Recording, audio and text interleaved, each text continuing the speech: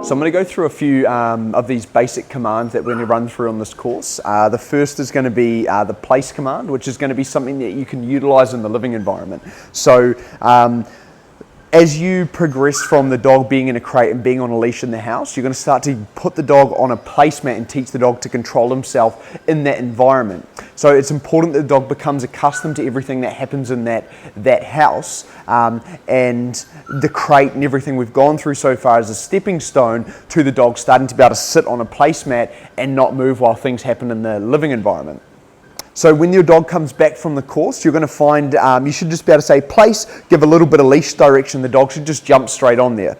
Good boy, give him a little bit of praise. If he tries to get off the bed straight away, just pop him straight back on. So if he was to say try walk off and he came off the bed, all I would say is place, give him some direction.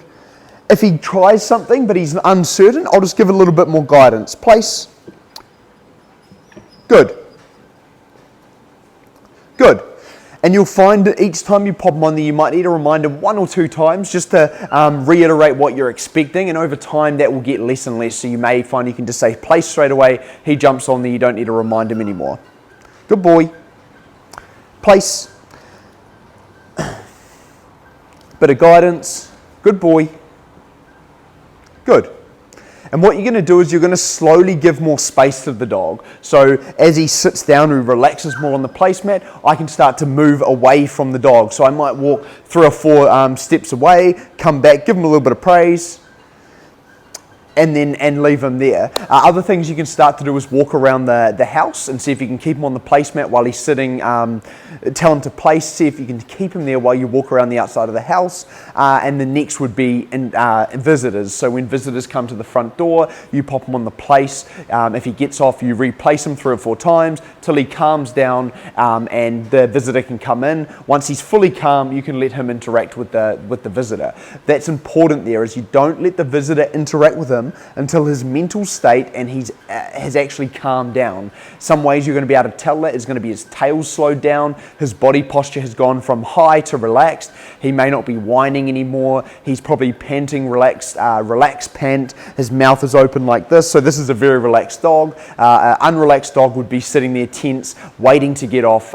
If that's happening, he's not ready for any affection from the visitor, so the visitor at that point has to ignore him.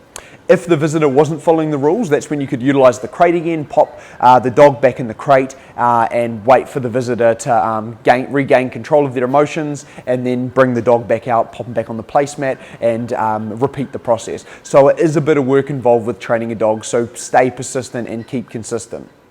Some things that are really going to affect this command is going to be when he's on that placemat. If you say are walking through the house and every time you see the dog, he's sitting there really well on the placemat, and you go, hey Dougie, and then you walk off, you can see he's going to instantly want to re-engage and follow you around, and that's going to create a lot of anxiety. So what's important when he's on that placemat is you leave him alone. That's a area for him to kind of shut off, relax. It's a management tool, a way to control the dog in situations that you need to control him, and it's also going to really help him remain stable in situations where visitors come and things happen in the environment. But remember, this is a fundamental training exercise for things out in the world. If he can't sit still in a house, how are we going to expect him to control himself when he's out and about at a park, a beach, in a busy area? It's just unrealistic. So you need to get this right in the house first, and it is going to take time, so you need to commit to this. Place. If he was to say walk off, he didn't respond, I can give him a prod. Place, give him some direction. Good boy, good boy, good man.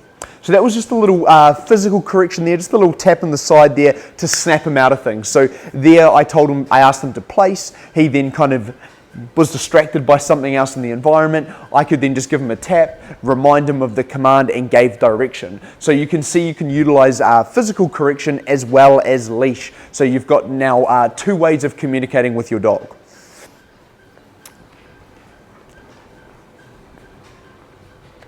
Place. Good boy. So there he jumped on his own just from the verbal cue. He didn't need any guidance. So that's kind of what we're looking for. Good boy.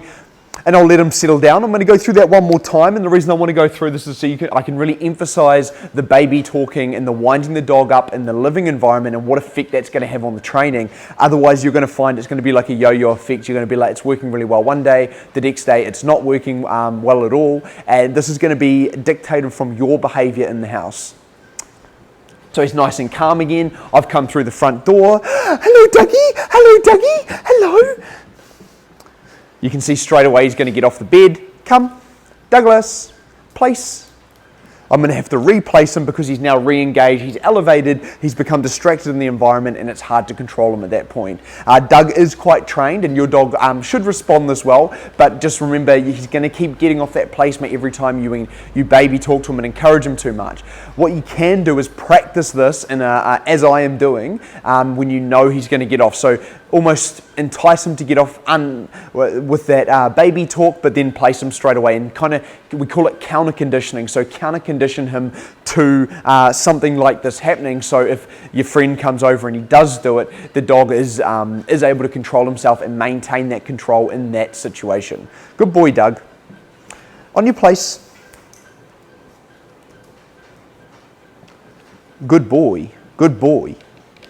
And you can see having that lead on is important, because if he doesn't respond, I can just use that lead to just give him some guidance to guide him back onto the placemat again. Good boy. Place.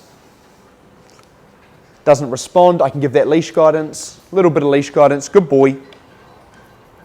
And this lead's going to be on your dog for, it might even be 8 weeks when you get your dog home in the living environment. He's going to have that leash on him as a, once again, a communication tool. Just while you and the dog are starting to really figure things out, it's going to be a really useful thing to have while you're still teaching him. Good boy. Good boy.